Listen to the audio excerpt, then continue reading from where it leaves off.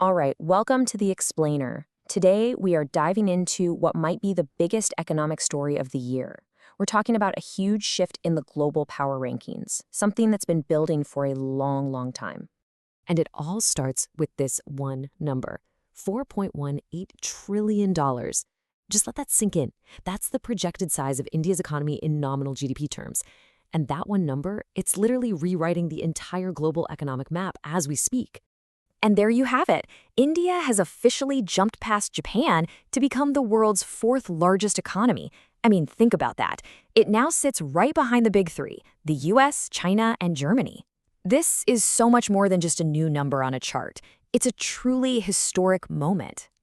So, let's get into it. How on earth did this happen?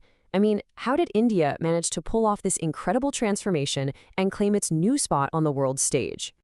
I mean, the sheer scale of this growth it's just staggering.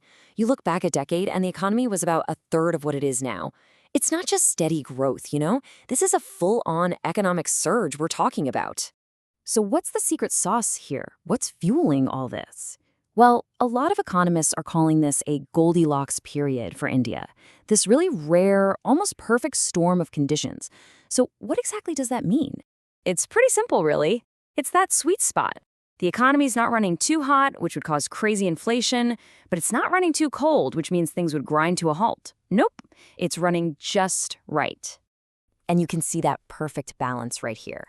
On one hand, you've got this explosive GDP growth, hitting a 6-quarter high. But on the other hand, inflation has been brought under control, averaging way less than it did in the previous decade.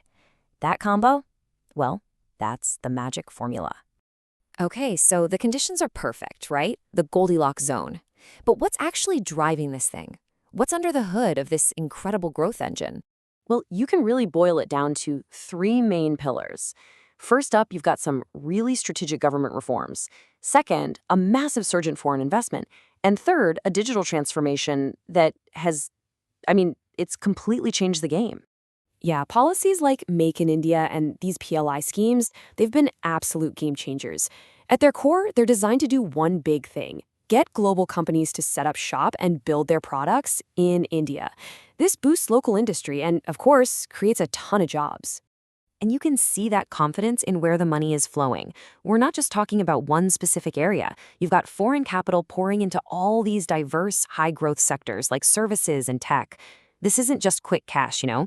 This signals a real, deep, long-term belief in where the Indian economy is headed. And then you have the digital side of things. This number, it's just wild. 172 billion transactions in just 1 year. The volume of digital payments has shot up 9 times over in just a handful of years.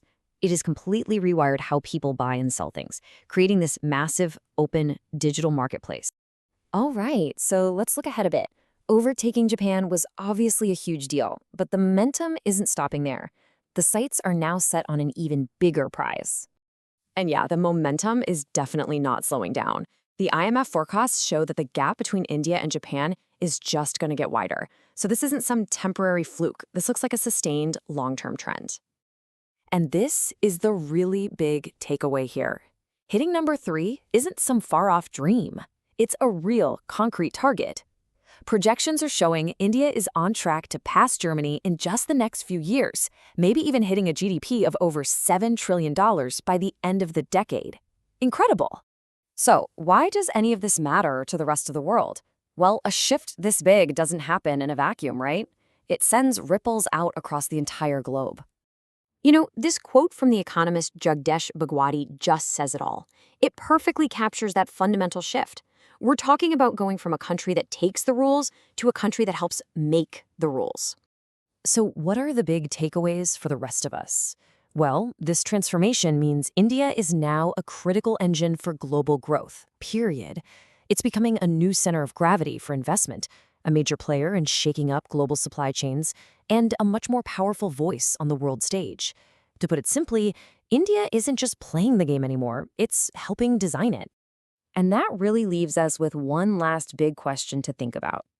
When you look at the speed, the sheer scale, and all the global implications of this, you kind of have to wonder, is India's economic rise the defining global story of this decade? We'd love to know what you think. Is this the most important economic story happening right now? What does this massive shift mean for India and for the rest of the world? Let us know down in the comments.